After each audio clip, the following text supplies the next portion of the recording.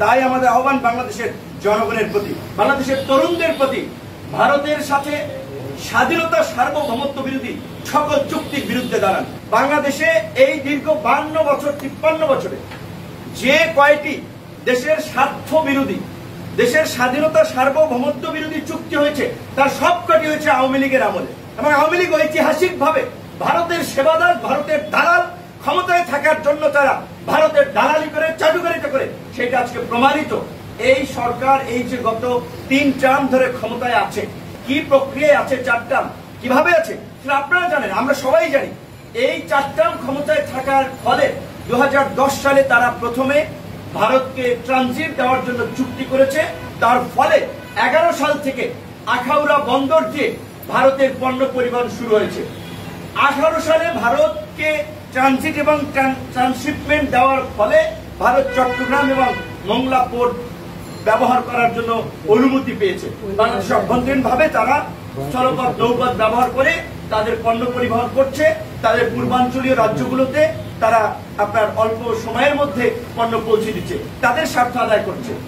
এবং এইবার যে প্রধানমন্ত্রী গিয়ে যেই আবার চুক্তিটি করে আসলেন, বাংলাদেশের মধ্য দিয়ে ভারতকে রেল চলাচলের ট্রানজিট দেওয়া, ভারত এবং বাংলাদেশের ব্যবস্থাপনায় যৌথ স্যাটেলাইট পরিচালনা করা, আমি দেশবাসীর কাছে 5ম শ্রেণীর একজন ছাত্র থেকে শুরু করে গ্রাজুয়েশনের ছাত্র থেকে শুরু করে এই দেশের প্রতিটি বিবেক সম্পন্ন মানুষের কাছে আমরা প্রশ্ন করতে চাই, আপনাদের উপলব্ধি করাতে চাই, বাংলাদেশের সাথে যদি কোন রাষ্ট্রের যুদ্ধ হয় তাহলে কার সাথে যুদ্ধ হবে?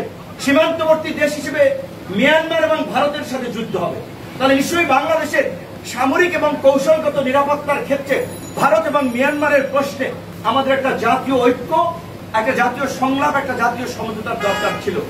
অথচ আওয়ামী লীগ বঙ্গোপসাগরে ভারতের নজরদারি থেকে শুরু করে বাংলাদেশের অভ্যন্তরীণ সমস্ত নৌ স্থল পথে ট্রানজিট দেওয়া শুরু করে এখন আকাশ পথেও স্যাটেলাইট দিয়ে নজরদারি করার সমস্ত আয়োজন তারা করে বাংলাদেশকে ভারতের পেটে ঢুকিয়ে দেওয়ার একটা বন্দোবস্ত করছে।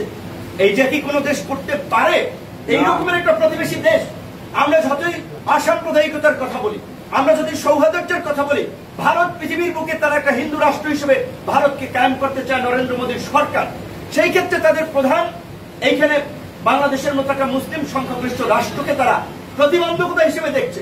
বাংলাদেশের আলেম ওলামাদের থেকে শুরু করে বাংলাদেশের এই ইসলামী মূল্যবোধের রাজনৈতিক নেতৃবৃন্দকে গুম করা, হত্যা করা থেকে শুরু করে এমন কোন কর্মযজ্ঞ এবং মিশন নাই যা ভারত নেয় নাই।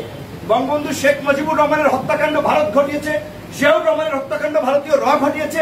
এবং এই যে আজকে বাংলাদেশের আরেকজন অবিসংবাদিত নেত্রী বেগম খালেদা জিয়াকে মৃত্যুর দুয়ারে ঠেলে দিয়েছেন চিকিৎসা ব্যবস্থার নামে, জেলখানায় নিয়ে তার খাবারের সাথে বিষ মিশিয়েছে, এটা তার নেতাকর্মীরা বলছে। এইভাবে আজকে তাকে মৃত্যুর দুয়ারে ঠেলে দিচ্ছে। বাংলাদেশের জাতীয়তাবাদী ইসলামী মূল্যবোধ সম্পন্ন সমস্ত নেতৃবৃন্দকে ভারত সরিয়ে দিয়ে আজকে শেখ হাসিনা এবং ওবায়দুল কাদেরদের মতো লেন্দুক দর্জিদেরকে দিয়ে ভারত আজকে বাংলাদেশ পরিচালনা করতে চায়। তাই আমাদের আহ্বান বাংলাদেশের জনগণের প্রতি, বাংলাদেশের তরুণদের প্রতি, ভারতের সাথে স্বাধীনতা সার্বভৌমত্ব বিরোধী সকল চুক্তির বিরুদ্ধে দাঁড়ান। আওয়ামী লীগের কাছে আমরা পরিষ্কারভাবে বলতে চাই, বলে দিতে চাই, অনতিবিলম্বে ভারতের সাথে হওয়া সকল অন্যায্য চুক্তি, স্বাধীনতা সার্বভৌমত্ব বিরোধী চুক্তি বাতিল করতে হবে। এতদিন যা করেছেন, এতদিন বাংলার তরুণরা রুখে দাঁড়ায়। আজকে আমাদের মতো তরুণরা দেশের স্বাধীনতা সার্বভৌমত্ব রক্ষার জন্য প্রয়োজনে দ্বিতীয় মুক্তিযুদ্ধ করবে, প্রয়োজনে অস্ত্র হাতে তুলে নেবে। বাংলাদেশের আপনার ইঞ্চি ভূমি ব্যবহার করে ভারতের রেল বাংলাদেশের মধ্যে দিয়ে চলতে দেওয়া হবে না। প্রয়োজনে আমরা দেশবাসীকে অনুরোধ জানাবো, এই সরকার যদি রেল আপনার পথ দেওয়ার বন্দোবস্ত করে বাংলাদেশের কৃষক, শ্রমিক, আপামার জনতা মুক্তিযুদ্ধের মতো ওই রেল লাইন জ্বালিয়ে দিতে হবে, পুড়িয়ে দিতে হবে।